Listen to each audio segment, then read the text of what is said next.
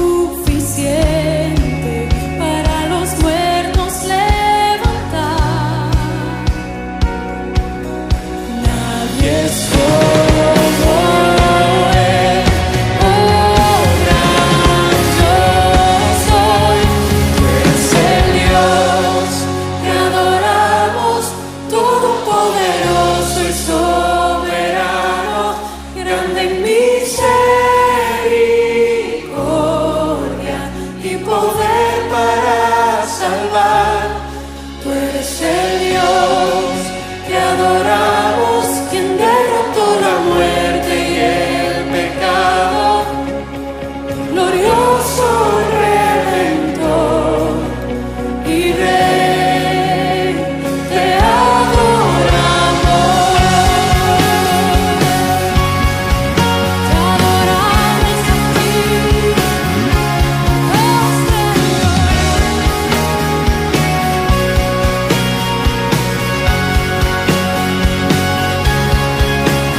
El Dios que descendió desde su trono para llevar sobre sus hombros nuestra culpa y transgresión. Jesús, exaltado sobre todo nombre, solo en Él hay salvación. Nadie es como Él, oh gran yo soy. Tú eres el Dios que adoramos, todopoderoso y soberano, grande en misericordia y poder para salvar. Tú eres el Dios que adoramos, quien derrotó la muerte y el pecado. Glorioso Redentor y Rey, te adoramos.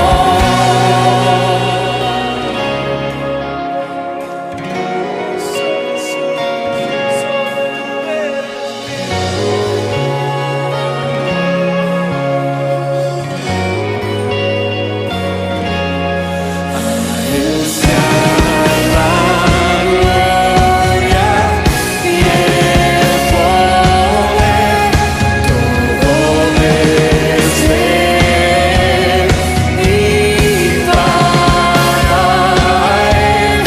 A Él sea la gloria y el poder, todo desde Él y para Él. Tú eres el Dios que adoramos, todopoderoso y soberano, grande en misericordia y poder para salvar. Tú eres el Dios que adoramos, quien derrotó la muerte y el pecado. Glorioso Redentor y Rey, te adoramos.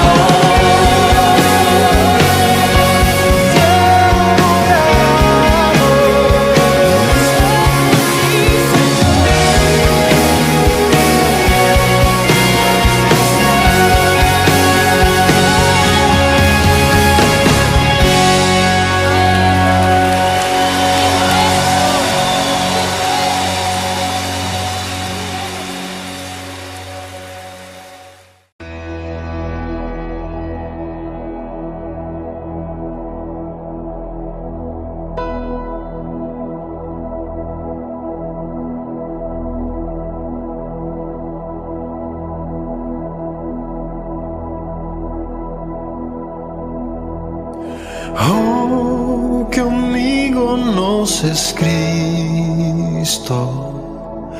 Él llevó nuestro dolor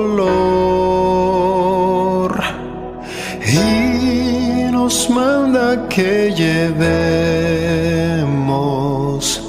todo a Dios en oración.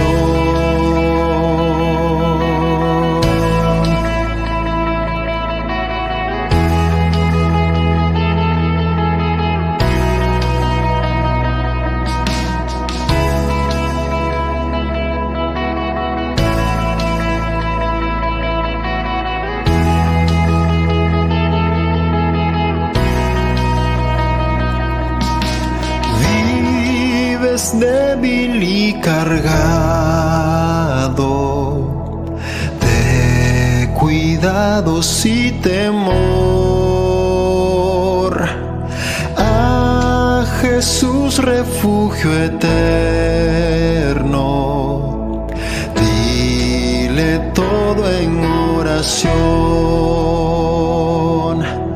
Te desprecian tus amigos,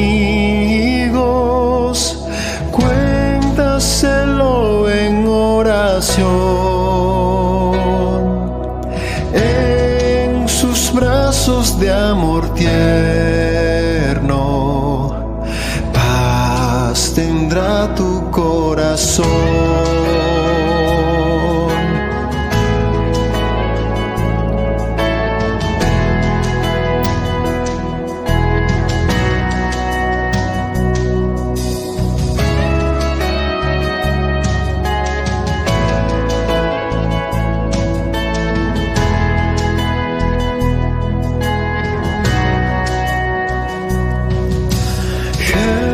Jesucristo es nuestro amigo, de esto prueba nos mostró, pues sufrió el cruel castigo que el culpable mereció. El castigo de su pueblo, en su muerte él sufrió. Cristo es un amigo eterno, solo en él confío yo. Vive el hombre desprovisto de paz, gozo y santo amor. Esto es porque nos llevamos todo a Dios en oración.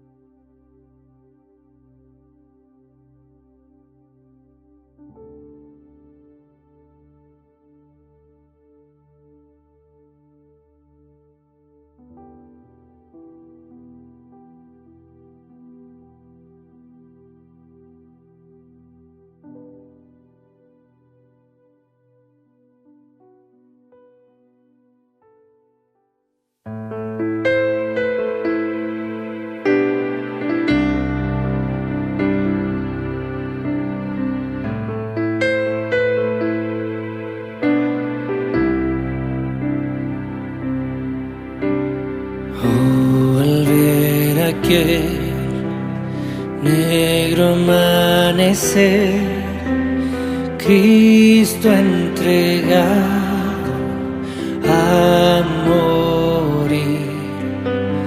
El juzgado fue, siendo justo y fiel, clavado a una cruz. El poder de la cruz, pecado Él se hizo por mí, ira y culpa cargó, fui perdonado en la cruz. Oh, aquel dolor que tu rostro mostró, cargando el peso de mi maldad. Toda corrupción, todo mal pensar, tu sangre cubrió allí. El poder de la cruz, pecado Él se hizo por mí, ira y culpa cargó, fui perdonado en la cruz.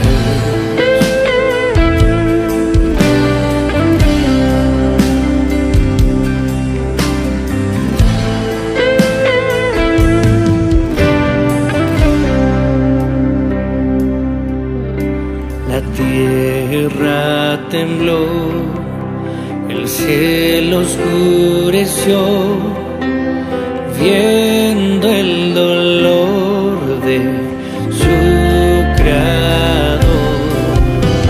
El velo se rasgó, se escuchó el clamor, su obra consumó. El poder de la cruz, pecado Él se hizo por mí, ira y culpa cargó, fui perdonado en la cruz. Al ver mi nombre allí escrito sobre ti, por tus dolores libre soy. La muerte derrotó, la vida me otorgó tu incomparable amor y el poder de la cruz, inmolado por mí. Qué gran precio y amor, fui perdonado en la cruz. El poder de la cruz, inmolado por mí. Qué gran precio y amor, fui perdonado en la cruz.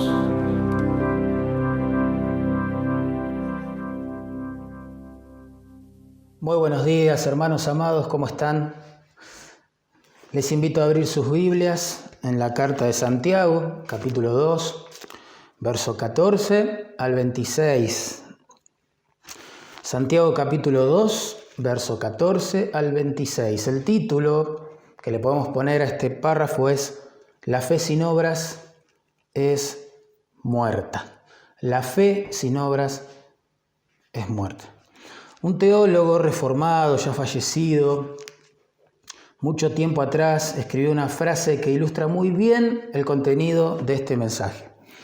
Dijo así: es la fe sola la que justifica, pero la fe que justifica nunca estará sola.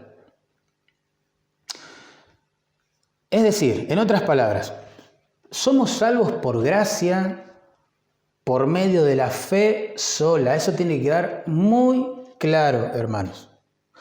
Pero también debe quedar así de claro que la fe que salva, la verdadera fe, siempre estará acompañada de obras.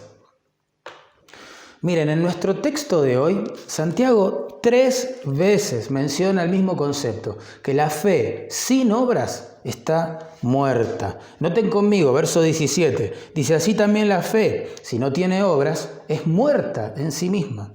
Noten verso 20, mas ¿quieres saber, hombre vano, que la fe sin obras es muerta? Noten verso 26, porque como el cuerpo sin espíritu está muerto, así también la fe sin obras está muerta. Muerta. ¿Qué quiso decir Santiago con este concepto de una fe muerta? Bueno, una fe muerta es una fe que no cumple su propósito, es decir, que no puede salvar, como veremos en el verso 14, y no puede santificar. Y tengamos cuidado con esto. Santiago no dice que a la fe hay que añadirle obras para que nos salve. No, lo que dice es que la fe genuina o viva produce obras, que es muy distinto, es muy distinto. Es la fe sola la que justifica, pero la fe que justifica nunca estará sola, siempre produce obras, ese es el punto, ¿bien? Ahora, la realidad es que todos nosotros conocemos personas en nuestras iglesias que dicen por un lado tener fe en Cristo, pero que por el otro viven como verdaderos anticristos, ¿sí? Es más, el mismo Señor Jesús dijo: no todo el que me dice Señor, Señor, entrará en el reino de los cielos, en Mateo 7:21. Entonces, ¿cómo distinguir, hermanos, una profesión de fe que es falsa de una profesión de fe que es genuina? ¿Cómo distinguir entre una fe muerta, digamos, y una fe viva? Bueno, en resumen, lo que vamos a ver es que el fruto de la fe viva, más que una profesión improductiva, como vemos en los versos 14 al 17, más que una confesión o una adhesión de sana doctrina, como veremos en los versos 18 al 20, en realidad es una obediencia sobrenatural, habitual a la palabra divina, como veremos en versículos 21 al 26. Repito, el fruto de la fe viva, más que una profesión improductiva, más que una adhesión a la sana doctrina, es una obediencia habitual a la palabra divina. Vamos a orar. Señor, ten misericordia de mí, por favor, a la hora de explicar este párrafo. Ten misericordia de mis hermanos a la hora de recibir sus enseñanzas. Dios, por favor, que tu nombre sea glorificado a través de las Escrituras. Y que tú tomes tu vara y tu cayado y con ella pastorees nuestras vidas. Por favor, Señor, te lo pedimos. En el nombre de Jesús. Amén y amén. Bueno, veamos en primer lugar versículos 14 al 17, que la fe viva es más que una profesión improductiva. Dice: hermanos míos, ¿de qué aprovechará si alguno dice, dice, ahí está la profesión, dice que tiene fe y no tiene obras? ¿Podrá la fe salvarle? Bueno, lo primero que hay que notar aquí es que Santiago abre y también cierra su primer argumento haciendo la misma pregunta. Es decir, ¿de qué aprovecha? Eso lo vemos en verso 14 y nota en verso 16 al final. ¿De qué aprovecha? Otra vez, Santiago lo que quiere hacer es probar que una fe que no produce obras no sirve de nada, no aprovecha, está muerta, es solo una profesión inútil. Encima el tiempo y modo de los verbos allí traducidos como dice que tiene fe, tiene, no tiene obras, describen algo habitual. Lo que Santiago está preguntando en realidad es algo así. ¿De qué sirve que alguien ande siempre por allí diciendo que tiene fe, pero nunca esté demostrando esa fe a través de sus obras? ¿De qué sirve? La respuesta obvia a esa pregunta, a la luz de todo lo que vamos a estudiar, es no, de nada, no sirve de nada. Es una profesión de fe nada más, de palabras, totalmente improductiva. Y noten, hermanos, que lo que está en duda aquí no es tanto la ortodoxia teológica de la profesión de fe que se hace, sino la ausencia de obras, sí, que no la acompañan. Ese es el punto aquí. Todo el argumento de Santiago en este párrafo se basa sobre la premisa de que la verdadera fe produce buenas obras. La verdadera fe sí o sí produce buenas obras. Y no se trata de cualquier buena obra, que también quizás podría ser un incrédulo, un ateo, un moralista, lo que sea. No es cualquier buena obra. Se trata de una obediencia habitual a las Escrituras, como después vamos a ver en el ejemplo de Abraham y de Rahab. Santiago, en el capítulo 1, ha dejado bien en claro que la verdadera religión es aquella que se caracteriza porque sus miembros escuchan, pero también ponen en práctica la palabra de Dios. Y esto es importante entenderlo, porque un ateo quizás puede ayudar a las viudas y a los huérfanos, como se le pide en capítulo 1, verso 26. También puede darle ropa y comida a los pobres, como se exige en el capítulo 2, versos 14 al 17, pero no puede ni quiere obedecer la palabra de Dios con el fin principal de glorificar el nombre de Dios, porque no le ama, no le conoce, no le interesa su gloria ni su reino. ¿Se entiende? Entonces, hermanos, las buenas obras referidas aquí son obras de santificación, de sumisión a la voluntad de Dios, obediencia a las Escrituras. Miren, Santiago avanza ahora en su argumento y hace otra pregunta retórica. Dice, ¿podrá la fe salvarle? ¿Podrá la fe salvarle? La respuesta es no. No, ¿por qué? Bueno, la palabra fe, aquí noten, está precedida por un artículo definido que se traduce la. Y hace referencia entonces a esa clase de fe que se acabó de mencionar. Es decir, lo que Santiago pregunta es, ¿podrá esa clase de fe, como lo expresa la Biblia de las Américas, salvarle? ¿Podrá esa clase de fe salvarle? Ahora la pregunta es, ¿a qué clase de fe se refiere Santiago? Bueno, la primera parte del verso 14 la identifica. Es esa fe que nunca se evidencia por las obras. Entonces la pregunta retórica exige un no como respuesta. Esa clase de fe, es decir, la fe que es declarada en palabras, pero que nunca es demostrada por medio de las obras, no salva a nadie. No salva a nadie, dice Santiago. Pero paremos un momentito. ¿Acaso Pablo no dijo que somos salvos por la fe sola? Claro que sí. Miren, en Romanos capítulo 5, verso 1, leemos esto. Justificados pues por la fe, tenemos paz para con Dios. Ahí nos agregan las obras.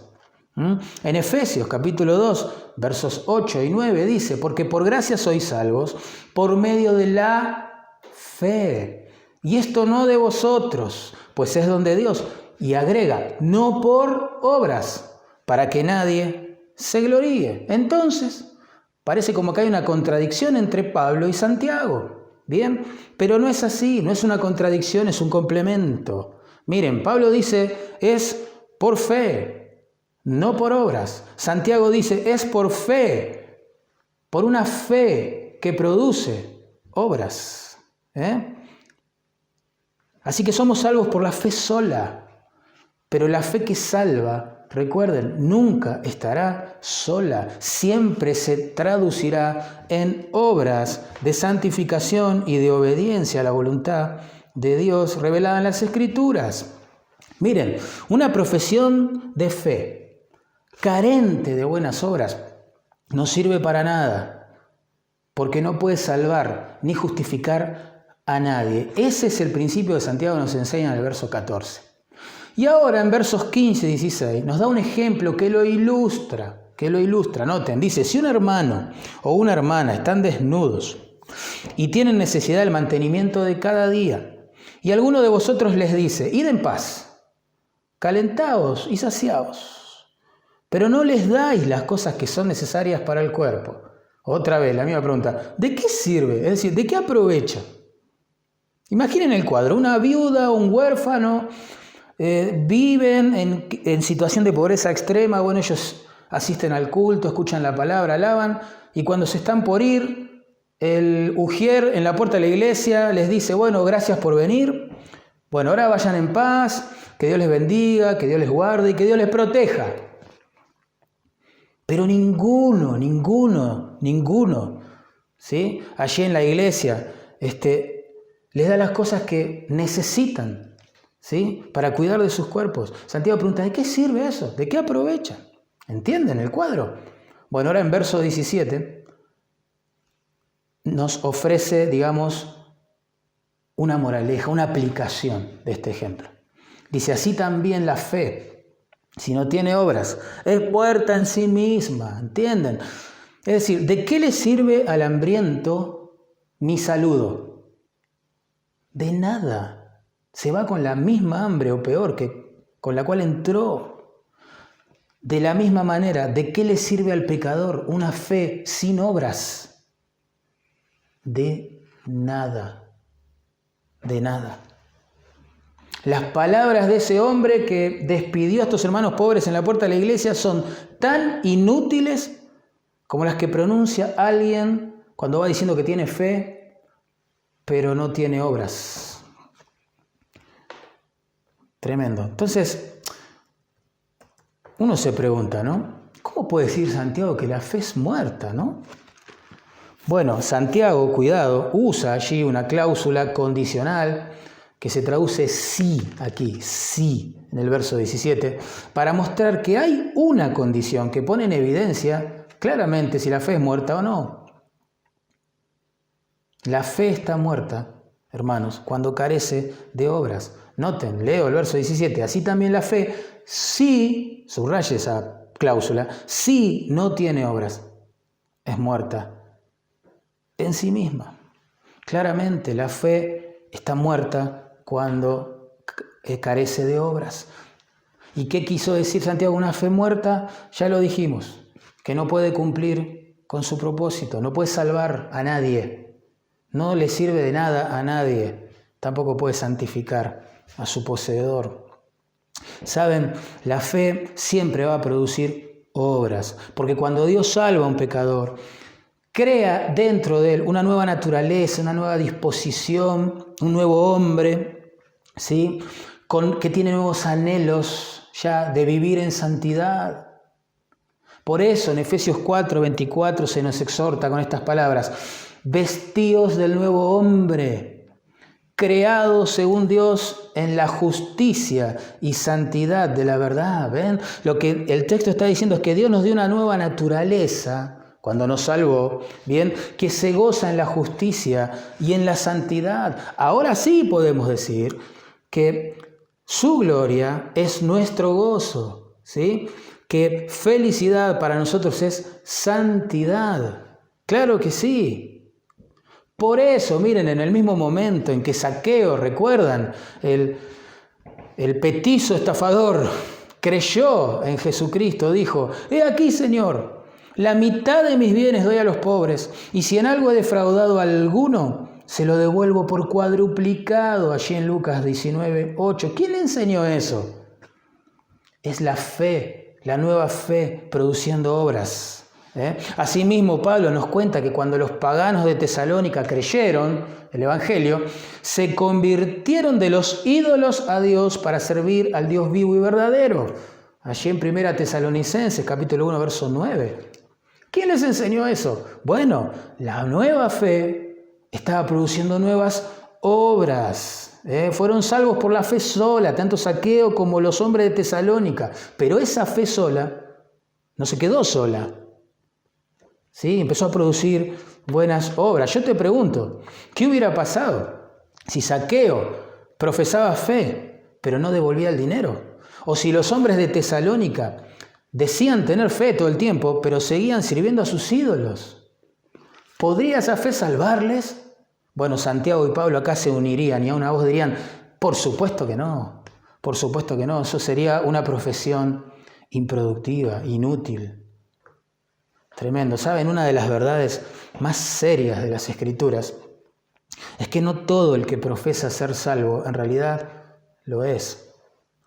Jesús dijo claramente, no todo el que me dice Señor, Señor, ven, paréntesis, ahí hay una profesión de fe. Cierro el paréntesis. No todo el que me dice Señor, Señor, entrará en el reino de los cielos. Es decir, no todo el que haga una profesión de fe será salvo, sino el que hace la voluntad de mi Padre. Mateo 7:21, ¿ven? La veracidad de una profesión de fe no se evidencia por lo que una persona dice o va diciendo, sino por lo que va haciendo. En Juan capítulo 8, verso 31 vemos lo mismo. Escuchen esto. Dijo entonces Jesús a los judíos que habían creído en Él. Subraye eso, que habían creído en Él, habían hecho una profesión de fe. Pero miren lo que les dijo. Si permaneciereis en mi palabra, seréis verdaderamente mis discípulos. Wow, me imagino el cuadro, muchos judíos rodeándole, diciéndole, Jesús, hemos creído en ti. Y Jesús diciéndole, bueno, tranquilos, ya vamos a ver con el tiempo. Ya lo vamos a ver. Si ustedes guardan mi palabra, se comprobará que son verdaderamente mis discípulos. Porque la fe sin obras, hermanos, es muerta, es una profesión improductiva. En segundo lugar, esta fe viva es mucho más que una adhesión a la sana doctrina. Es mucho más también que una confesión de fe sin santificación que la acompañe. Eso lo vemos en los versículos 18, 19 y 20. Es como que aquí Santiago anticipa una objeción a su argumento. Es como que si alguien se levantara, ¿no?, en la reunión y dijera, un momentito Santiago, no estoy de acuerdo con vos, tengo una objeción para hacer. Verso 18, noten, pero alguno dirá, tú tienes fe y yo tengo obras. Muéstrame tu fe sin tus obras y yo te mostraré mi fe por mis obras. ¿Tú crees que Dios es uno? Bien haces. También los demonios creen y tiemblan. Tremendo. Es como, parece que el objetante aquí es como que quiere separar la fe de las obras. ¿Vieron? Dice, tú tienes fe, yo tengo obras. Como si fueran dos cosas distintas, ¿no? Pero el matrimonio, digamos, entre la fe viva y las obras de santificación que Dios unió, no debe separarlo el hombre religioso. Santiago responde a este planteo separatista, digamos, con estas palabras. Bueno, muéstrame tu fe sin tus obras. A ver, muéstrame tu fe sin tus obras. Bueno, eso es un reto tremendo. Es teológicamente imposible de lograr. La única manera de que la fe de alguien pudiera hacerse visible es a través de las buenas obras visibles. Si la fe está viva, se va a mostrar por las buenas obras, claramente. Pero si está muerta, no tendrá obras a través de las cuales materializarse. Santiago tiene una propuesta mejor. Dice, yo te mostraré mi fe por mis obras. Yo te mostraré mi fe por mis obras. Miren, en el verso 14, el verbo clave fue dice. ¿Se acuerdan? Ese hombre va diciendo que tiene fe y no tiene obras. Pero aquí el verbo clave es muéstrame. Muéstrame. Porque en este debate imaginario, de un lado de la tribuna, está el que dice tener fe, y del otro lado está el que la demuestra o quiere demostrarla a través de sus obras. Imagínate que vos sos el juez de este debate. ¿A quién le vas a creer más? Por supuesto, aquel que demuestra su fe por sus obras, claramente, porque la verdadera fe, en un punto práctico, no es invisible, porque siempre se va a traducir en obras, Como lo dijo Pablo en Gálatas 6:5, la fe que obra por el amor, la fe que obra por el amor, la verdadera fe, hermanos, transforma la vida y como consecuencia de eso, es totalmente imposible entonces que pase desapercibida. Hermanos, escuchen por favor. Es por esta razón que una experiencia pasada de entrega, digamos, a Jesucristo, incluso con una fecha o en un lugar específico, no es en sí misma una prueba eficiente de salvación. No. Yo conozco un montón de gente que hizo una profesión de fe en el pasado y que hoy vive como diablos. Y vos también, seguramente. La única prueba certera, digamos, es cómo vive una persona después que hizo esa profesión de fe. ¿Se entienden? Hace poquito, en una reunión femenina, una joven sierva del Señor contó su testimonio de conversión. Ella dijo, bueno, que nació en un hogar cristiano, por lo tanto, creció, digamos, escuchando el Evangelio todo el tiempo. Y cuando se le pidió que contara su testimonio, ella se puso un poco nerviosa, se sintió un poco confundida porque a la hora de escribirlo decía, bueno, en realidad, ¿en qué momento fui salvo? ¿Qué día fui salva? ¿Qué día? ¿Qué fecha? ¿En qué circunstancia? Y eso la preocupaba. Entonces su esposo, otro siervo de Dios, le dijo, mira amor, deja de indagar tanto en el pasado. Mejor pregúntate, ¿qué dicen tus obras hoy, en el presente? Sabias palabras, porque nuestra hermana halló paz en su corazón después de eso. Claro que sí, claro que sí. Es evidente que tiene vida nueva. Y muchas personas se plantean eso. Preguntas como estas, ¿habré creído de todo corazón yo? ¿Me habré arrepentido sinceramente? ¿Habré orado bien? Bueno, hermanos, miren, Juan aclara el tema con estas palabras. En 1 Juan 2, 4-6 dice, el que dice, yo le conozco, y no guarda en el presente, ven sus mandamientos, el tal es mentiroso y la verdad no está en él. Punto. Pero el que guarda su palabra en el presente, en verdaderamente el amor de Dios se ha perfeccionado. Se hace evidente que el amor de Dios está en él, porque el que dice que permanece en él debe andar como él anduvo. ¿Entienden? La prueba de la veracidad de una profesión de fe no está en algún momento del pasado, en algún recuerdo pasado, en alguna sensación emocional pasada, en algún evento pasado, sino en el andar presente. En el andar presente. Por eso en verso 19, Santiago avanza, se dirige otra vez a su objetor y le dice, ¿tú crees que Dios es uno? Bien haces. También los demonios creen y tiemblan. Santiago está afirmando que el credo de su oponente, digamos, es correcto. Es correcto. Su objetor, en este sentido, no tiene un problema, digamos, con la ortodoxia.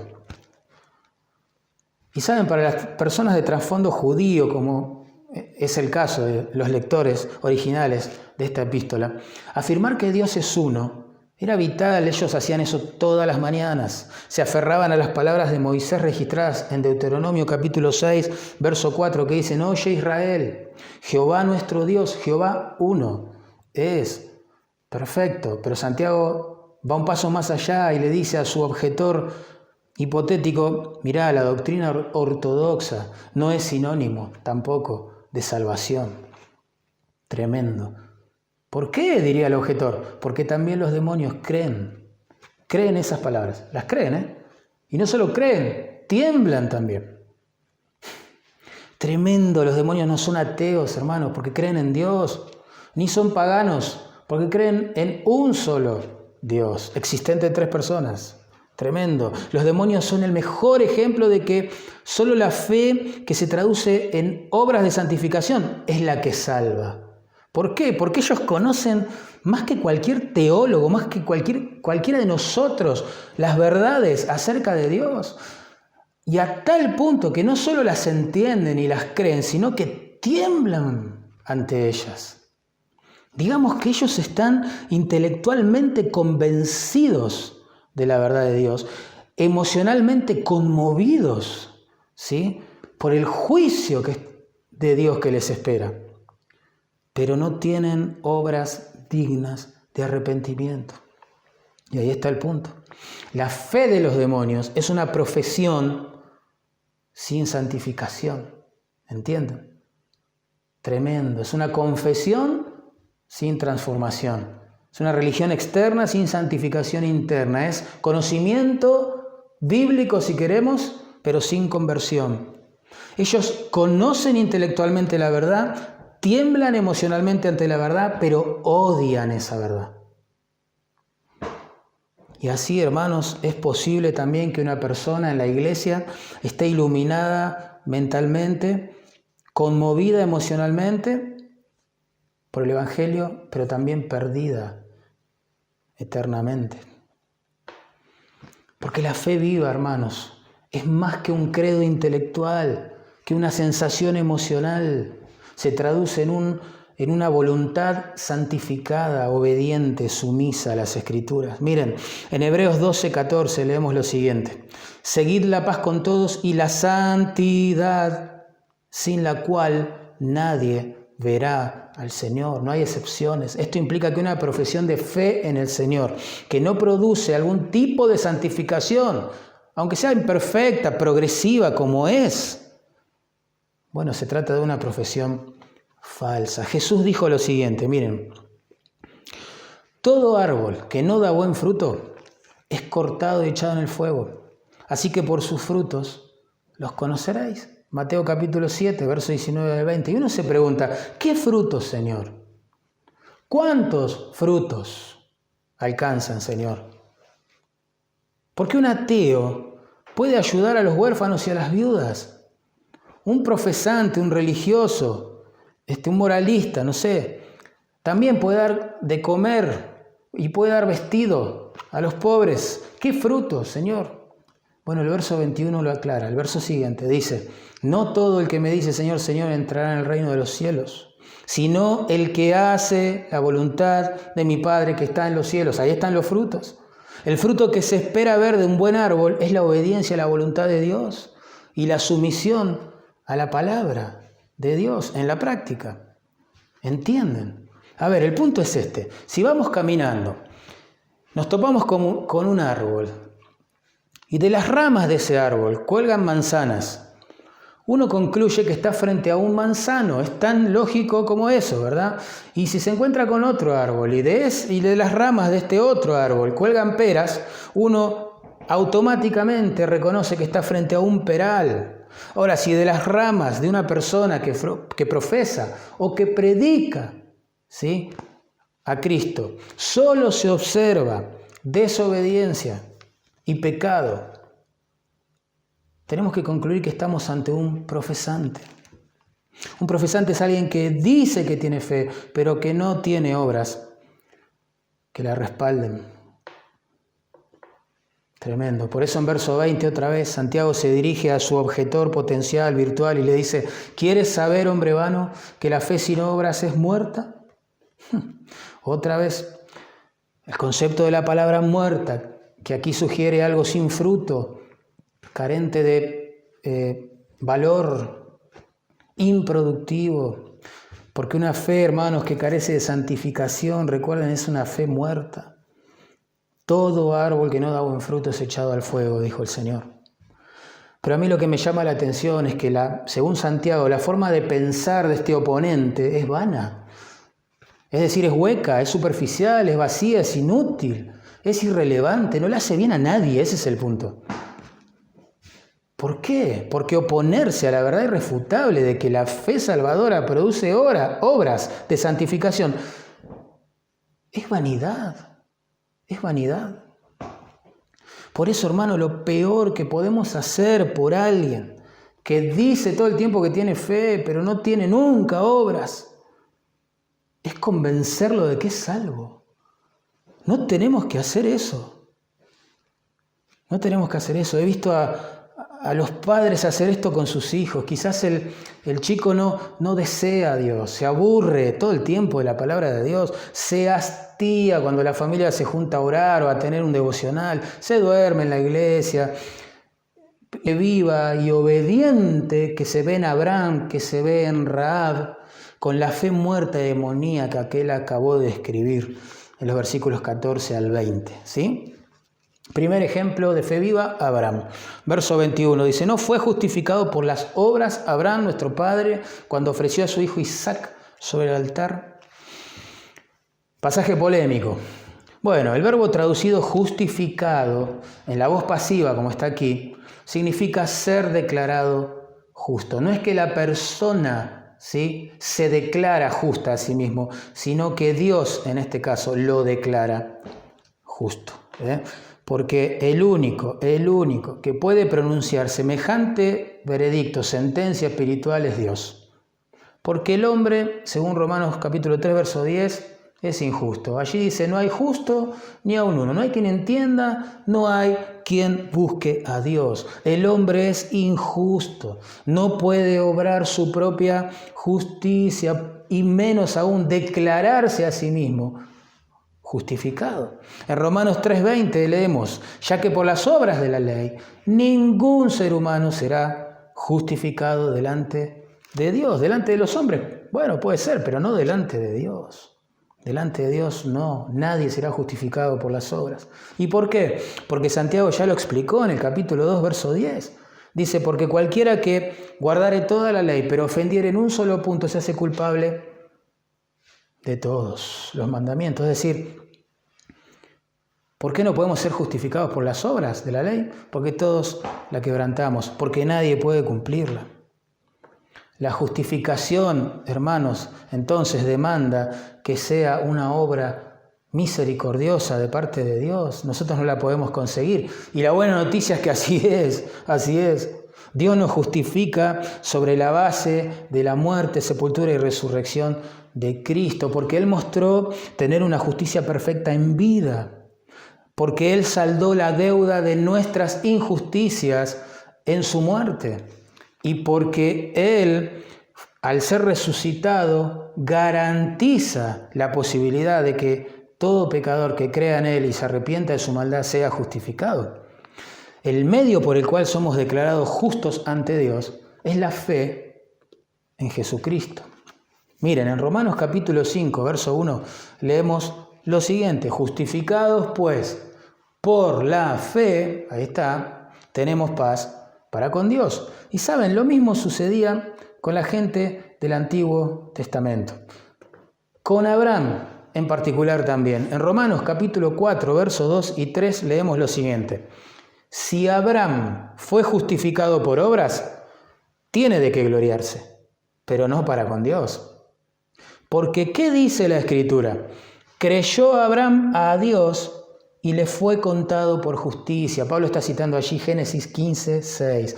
Abraham, sin lugar a dudas, fue justificado por la fe. Creyó en las promesas de Dios y fue justificado por la fe. De modo que el principio es muy claro. Tanto en el Antiguo como en el Nuevo Testamento, Dios justifica al pecador que cree y se arrepiente, ¿sí?, a la luz de su palabra, y lo hace solamente por medio de la fe.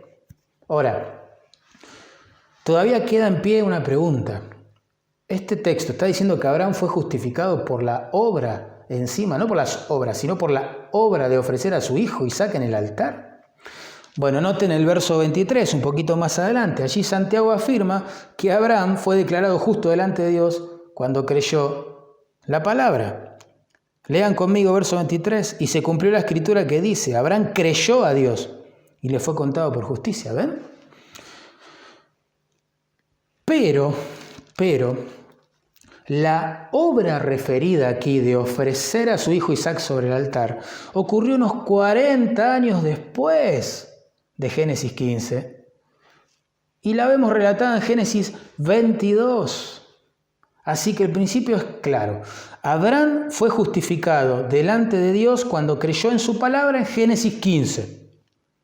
Pero esa justicia fue vindicada, demostrada delante de todos los hombres de ayer y de nosotros en el día de hoy, cuando ofreció a su hijo Isaac en el altar 40 años después en Génesis capítulo 22.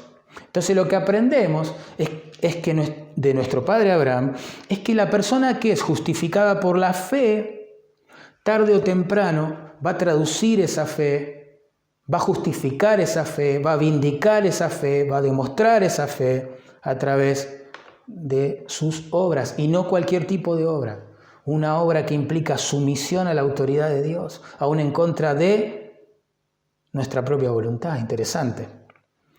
Esa persona se va a negar a sí misma y va a seguir a Cristo en términos del Nuevo Testamento. Bueno, en verso 22, por si quedan dudas de esto que estoy diciendo, Santiago la explica un poco más. Dice, ¿no ves que la fe actuó juntamente con las obras? La fe de Abraham, ¿no? Y que la fe de Abraham se perfeccionó por las obras. Bueno, la expresión traducida ahí, ¿no ves?, implica que el argumento de Santiago es evidente, es fácil de discernir.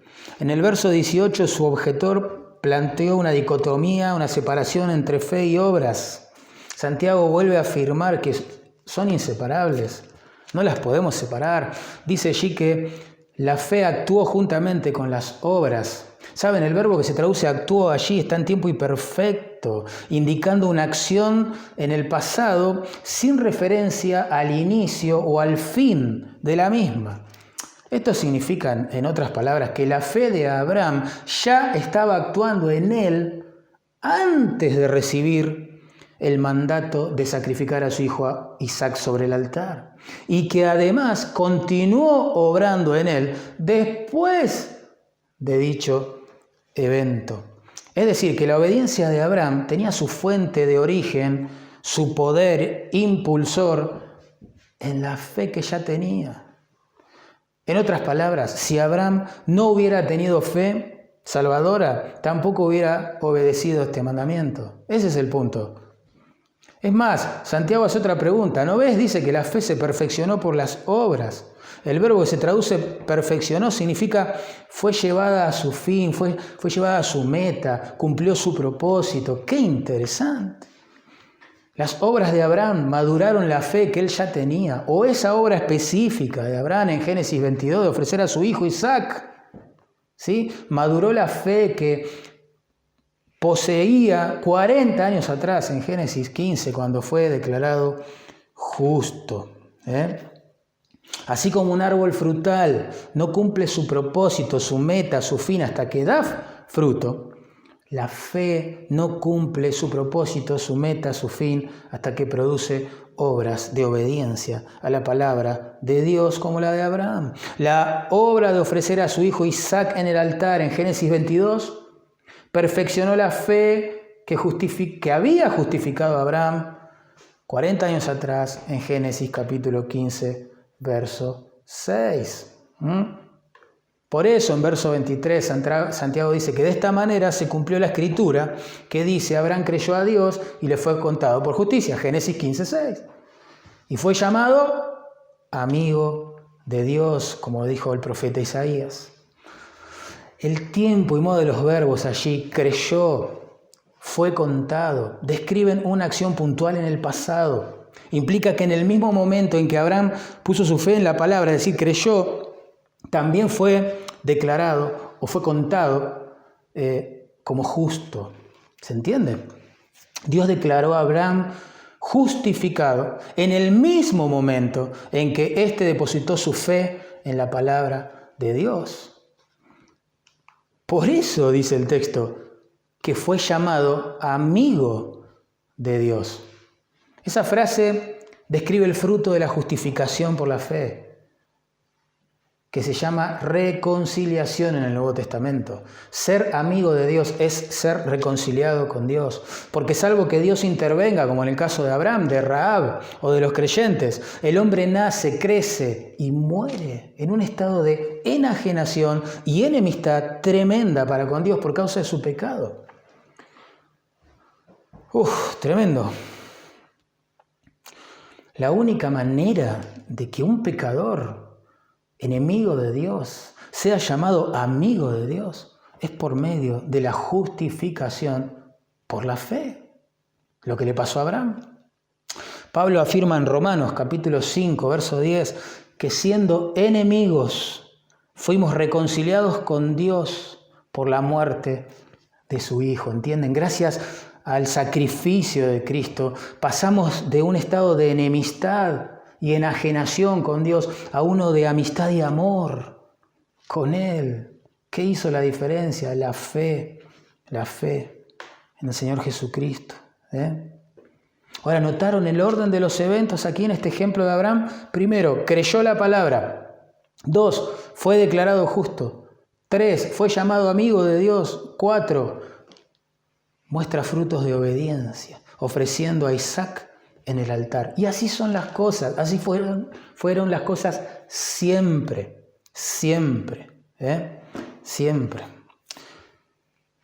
Primero creemos por la gracia de Dios en el Evangelio. 2, somos salvados y reconciliados con Dios por la fe. 3, comenzamos a obedecer a Dios. Siempre fue así, siempre será así, Antiguo, Nuevo Testamento. Por eso la conclusión en verso 24, vosotros veis pues, ahí está la conclusión, que el hombre, ya dejemos a Abraham de lado, el hombre en general es justificado por las obras y no solamente por la fe. Del modelo de Abraham aprendemos que el pecador es declarado justo por medio de la fe que produce obras. El mismo punto de todo el párrafo. Y el adverbio ahí traducido solamente es clave, es decir, dice el texto, vosotros veis pues que el hombre es justificado por las obras y no solamente por la fe. Eso es clave porque Santiago quiere subrayar que el hombre es justificado por esa clase de fe que produce obras. O en otras palabras, nadie será justificado por esa clase de fe que no produce obras de obediencia a la palabra de Dios. Recuerdan, somos salvos por la fe sola. Eso lo vemos en Génesis 15:6 en el caso de Abraham. Pero la fe que salva nunca estará sola, siempre producirá obras. Eso lo vemos en Génesis 22, en el caso de Abraham. Por eso, verso 25, Santiago va a usar otro ejemplo que ilustra la misma verdad, el de Rahab. Dice, asimismo también Rahab la ramera no fue justificada por obras cuando recibió a los mensajeros y los envió por otro camino. El adverbio que ahí se traduce a sí mismo implica que este segundo ejemplo tiene el mismo fin, propósito que el anterior. Qué interesante. Quiere probar que con Rahab sucedió lo mismo que con Abraham. Primero creyó a la palabra de Dios. Segundo, fue justificada por esa fe. 3, demostró esa fe a través de sus obras. Es lo mismo. Pero hay grandes diferencias entre un caso y otro también. Porque Abraham era un hombre, padre del judaísmo, próspero materialmente, muy famoso, muy admirado. Rahab, en cambio, era una mujer cananea, pagana, pobre, despreciada. Tremendo. Sin embargo, ambos precisaron de la misma dosis de gracia de Dios para poder ser justificados delante de Él. Ninguno mereció ser justificado por sus obras, solo por medio de la fe. En Romanos capítulo 3, verso 23-24, Pablo dice lo mismo, pero con otras palabras. Dice así, porque no hay diferencia, ¿ven? No hay diferencia entre un pecador y otro, no hay diferencia. Por cuanto todos pecaron y están destituidos de la gloria de Dios, siendo justificados gratuitamente por su gracia. ¿Saben por qué Dios tiene que justificar gratuitamente por su gracia a los que creen en Él? Porque todos pecaron, porque no hay diferencia, porque nadie merece ser justificado por sus obras. Entonces tiene que ser por gracia, por medio de la fe. Ahora, recordemos rápidamente la historia de Rahab, narrada allí en Josué capítulo 2. Dios había prometido darle a Israel la tierra de Canaán, ¿se acuerdan? Pero para poseerla ellos tenían que, luchar contra los moradores que la habitaban, moradores paganos, impíos. sangrientos, tremendos. Ahora, antes de atacar una de esas ciudades que se llamaba Jericó, Josué, que era el general del ejército de Israel, envió 2 espías a la ciudad para reconocerla. Bueno, ahí entra Rahab, la ramera, en la historia, porque ella recibe a estos 2 espías en su casa, es decir, los hospeda. ¿Bien? Ahora, automáticamente fue dado aviso al rey de Jericó que estos 2 hombres habían venido a espiar la ciudad y que estaban hospedados en casa de Rahab, la ramera. Entonces el rey mandó a sus hombres a exigirle a Rahab que entregue a estos espías. ¿Saben qué le dijo Rahab a los hombres del rey? Le dijo: sí, es verdad, ellos vinieron a mi casa, estuvieron aquí, pero al caer la noche se marcharon. Bueno, síganlos, quizás los alcancen. Pero en realidad, la Biblia nos dice que Rahab había ocultado a estos 2 hombres, ¿sí?, en el terrado de su casa, tras unos manojos de lino que tenían allí. ¡Wow! Uno se pregunta, ¿por qué esta mujer corrió un riesgo tan grande? Porque si ella era descubierta, sería acusada de traición y ejecutada al instante, y no solo ella, sino también su familia. ¿Por qué corrió semejante riesgo? Bueno, las palabras de Rahab a los espías son reveladoras y responden esta pregunta. Dice así: sé que Jehová os ha dado esta tierra, como lo prometió, porque Jehová vuestro Dios es Dios arriba en los cielos y abajo en la tierra. Luego dice la Biblia que los envió de regreso a Josué por un camino diferente al que habían tomado sus perseguidores. A cambio, solamente le pidió a estos espías que se acordaran de ella y de su familia cuando atacaran y destruyeran la ciudad. ¡Qué interesante! Ella fue justificada por fe en la palabra de Dios, en la promesa que Dios le había hecho a Israel. Luego demostró su fe arriesgando su vida por esa promesa. El mismo ejemplo de Abraham. Ahora, quizás a alguien le quede alguna duda todavía, ¿no? Rahab, la ramera, hizo eso. ¿Fue por la fe? ¿De verdad tuvo fe? ¿De verdad se convirtió a Dios? Bueno, en Hebreos 11:31 se afirma esto con estas palabras. Por la fe, Rahab la ramera no pereció juntamente con los desobedientes, habiendo recibido a los espías en paz. Noten que la fe de Rahab la salvó de perecer junto a la ciudad. Entonces Rahab, en términos de Santiago, no solo dijo tener fe en la palabra del Señor, sino que demostró tenerla por medio de sus obras y al punto de poner en riesgo su vida y la de su familia por obediencia. ¿Cuál fue el resultado de esta fe? Bueno, en Mateo 1:5 vemos que Rahab no solo se convirtió al Señor, sino que se mudó, es decir, pasó a ser parte del pueblo de Dios, llegó a casarse con un hombre de Dios llamado Salmón y de esta manera se metió, digamos, en esa lista de antepasados de Jesucristo. Tremenda la gracia de Dios, preciosa gracia. Mis faltas son muchas, las de Rahab, también. Pero su gracia es mayor. Ahora noten que tanto Abraham como Rahab, en primer lugar, creyeron la palabra de Dios. Luego fueron justificados por esa fe y después demostraron en la práctica esa fe a través de sus obras de obediencia. ¿Ven? Por eso la conclusión del verso 26. Porque como el cuerpo sin espíritu está muerto, así también la fe sin obras está muerta. Santiago ahora compara la fe que se profesa, pero que no tiene obras, con un cuerpo sin su espíritu. Es decir, ambos están muertos, ambos son inútiles. Así como cuando el cuerpo del ser humano, ¿no?, se separa de su espíritu, muere, digamos, biológicamente, así también cuando una persona en la práctica, ¿no?, separa la profesión de fe, ¿sí?, de sus obras de santificación, bueno, evidencia que está espiritualmente muerta y que su fe es completamente inútil. ¿Se acuerdan? El fruto de la fe viva es más que una profesión improductiva, más que una adhesión a la sana doctrina o que una confesión doctrinal sin santificación. Es en realidad una obediencia habitual a la palabra divina. Por eso, hermanos, es importante que cada persona que profesa ser creyente, pero no tiene obras que avalen esa profesión, examine su fe. Examine su fe. Pablo le dijo a los desobedientes hermanos de Corinto esto: examinaos a vosotros mismos si estáis en la fe, probaos a vosotros mismos. Esto es 2 Corintios 13:5. ¿Por qué? Porque una persona puede estar intelectualmente persuadida, ¿sí?, por el Evangelio, emocionalmente conmovida por el Evangelio, pero si no se vuelve de sus pecados a Dios y se somete a la palabra, no es un verdadero creyente. No es un verdadero creyente.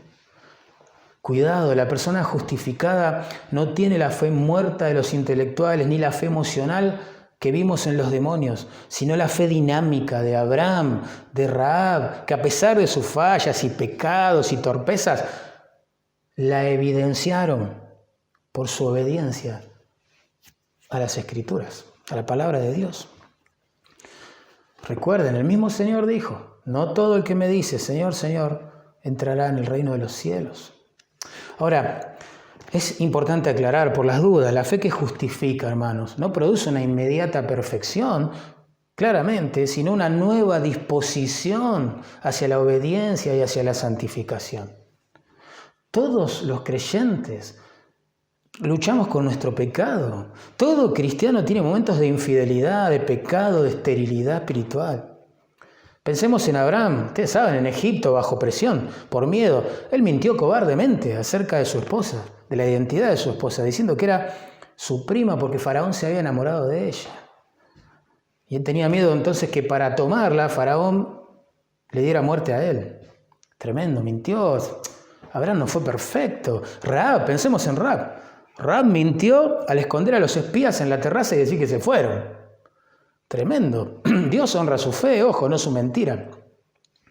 Tremendo. Fueron hombres y mujeres pecadoras, siempre las que Dios justificó. Pensemos en Job, aquel varón perfecto y recto, temeroso de Dios y apartado del mal. Él mismo exclamó, cuando tuvo más luz respecto de Dios: he aquí que yo soy vil, yo soy vil. David, el escritor de Salmos, el dulce cantor de Israel, dijo: en maldad me concibió mi madre. Isaías, el profeta fiel a través de los años, dijo: soy muerto porque soy hombre inmundo de labios. El apóstol Pablo dijo: miserable de mí, yo sé que en mi carne no mora el bien. Con el hombre interior me deleito en la ley de Dios, pero veo otra ley en mis miembros, la ley del pecado. Tremendo. Pedro exclamó: apártate de mí, Señor, porque soy un hombre pecador. Y nosotros no somos mejores que Job, que David, que Isaías, que Pedro, que Pablo, que Abraham, que Rahab. No somos mejores. Y entonces, ¿qué define entonces la veracidad de una profesión de fe? Bueno, Juan pone en claro las cosas y dice: hijitos, nadie los engañe, nadie. Son fáciles de engañar con esto. El que hace justicia, ven presente, el que hace justicia es justo, como Él es justo. El que practica el pecado, no dice el que cae en pecado, dice el que practica el pecado, es del diablo, porque el diablo peca desde el principio. Esto es 1 Juan capítulo 3, versos 7 y 8. El creyente cae en pecado, pero se duele, lo confiesa y en el poder del Espíritu vuelve a practicar otra vez la justicia. Pero el profesante, el que tiene una fe muerta, vana, demoníaca, practica el pecado. Está en la iglesia, pero practica el pecado. Y a veces hasta está en un ministerio, pero practica el pecado. No es que cae, sino que practica el pecado. ¿Saben la diferencia entre un creyente y uno que no lo es? Es que este último no tiene ninguna lucha con el pecado. La lucha comienza a florecer cuando el pecador recibe por gracia una nueva naturaleza o esa inclinación santa de la cual hemos hablado hoy, porque se encuentra con una lucha de deseos ahora que antes no tenía. El espíritu lo impulsa a obedecer a Dios, su carne a desobedecerle. ¿Sabe? Nunca voy a olvidar, vi un video de un tiempo de preguntas y respuestas en el marco de una conferencia de pastores. La gente tenía un micrófono, se paraba y le hacía una pregunta al pastor MacArthur. Y una mujer se levantó en el auditorio allí y compungida de corazón, con lágrimas en los ojos, producto quizás de mucho tiempo de luchas, batallas, temores y dudas, le preguntó: Pastor, ¿cómo puedo afirmar que soy cristiana siendo que tengo un corazón malvado que lucha todos los días con el pecado? Este pastor sabio le dijo: bueno, creo que juntamente es su lucha contra el pecado la que evidencia que usted es un creyente, o que al menos Dios empezó su obra en usted. Porque si no tuviera vida espiritual no habría lucha contra el pecado. La lucha comienza cuando Dios nos da vida eterna. Tremendo. Hermanos, tenemos que terminar pensando esto. ¿Cómo podemos ser justificados? Bueno, el verbo justificar, recuerden, significa declarar justa a una persona. Es declarar jurídicamente que todas las demandas de la ley están plenamente satisfechas en una persona, y a la luz de eso uno tiene que decir: imposible para mí, yo soy injusto, mi vida no está de acuerdo con todas las demandas de la ley, soy un desastre, he quebrantado los mandamientos de Dios, soy un miserable, un transgresor de la ley. La justificación no entra entonces en mi vida, es imposible para mí. Bueno, acá vienen las buenas nuevas del Evangelio, que nos dicen que Cristo sí cumplió la ley a la perfección. ¿Entienden? Y entonces cuando un pecador se arrepiente de su pecado y cree en Cristo, la justicia que mostró tener Cristo le es atribuida, le es imputada a Él. Pablo lo expresó así, dice: el que no conoció pecado, ese es Jesús. Por nosotros Dios lo hizo pecado. Allí en la cruz Jesús fue tratado como si fuera el peor de los pecadores, el culpable de nuestros pecados. ¿Para qué Dios hizo esto? El texto continúa: para que nosotros, hoy pecadores, fuésemos hechos justicia de Dios en Cristo. ¿Ven? 2 Corintios 5, 21. Ese es el glorioso intercambio que tanto cantamos y del cual hablamos. Mi pecado fue imputado a Cristo allí en la cruz. Pero la justicia de Cristo me fue imputada a mí cuando Él me guió a arrepentirme de mis pecados y a confiar en Él. Él fue tratado como si fuera el culpable de mis pecados para que hoy yo sea amado y aceptado y tratado como si fuera tan justo como lo fue Él. Así lo quiso Dios. Cristo pagó la deuda de mis pecados con su sangre. Dios aceptó ese sacrificio, ese pago. Por lo tanto, yo ya no tengo deuda con la justicia de Dios. Por lo tanto, soy justificado. Dios quiere darte luz. A vos también. Que puedas volverte a Cristo en arrepentimiento y fe verdadera. Para ser transformado y ser declarado justo. Señor, bendice tu palabra. Por favor, obra en todas las personas que pueden estar escuchando este sermón. Que tu palabra, Señor, discierna sus corazones. Que tú traigas luz. Que tú la uses para el propósito por el cual la envías en cada corazón, que solamente tú conoces. Glorifícate, Señor. Por favor, impacta las vidas de las personas con tu palabra, para bien, para salvación, para restauración. Pero glorifícate, Señor. Te lo pido en el nombre de Jesús. Amén, amén y amén.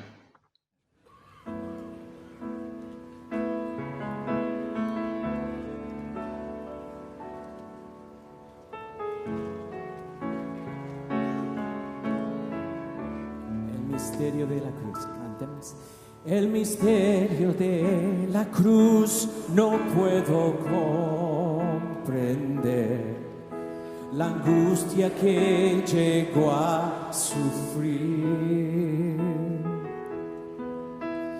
El perfecto Dios su Hijo entregó, la copa amarga Él bebió por mí. Tu sangre mi maldad lavó, gracias Cristo, fue satisfecha la ira de Dios, gracias Cristo, tu enemigo fui, y hoy me siento a tu mesa, gracias Cristo.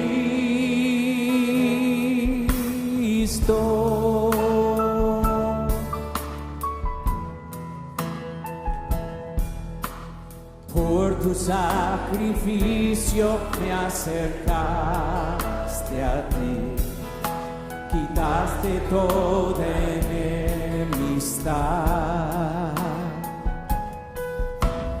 Tu gloriosa gracia derramaste en mí, tu misericordia sin igual.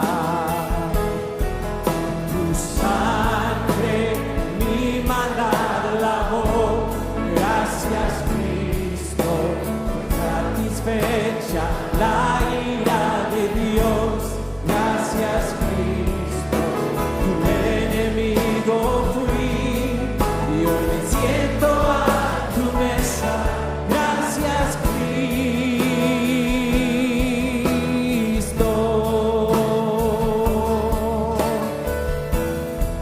Tu sangre mi maldad lavó, gracias Cristo, fue satisfecha la ira de Dios, gracias Cristo, tu enemigo fui, y hoy me siento a tu mesa, gracias Cristo.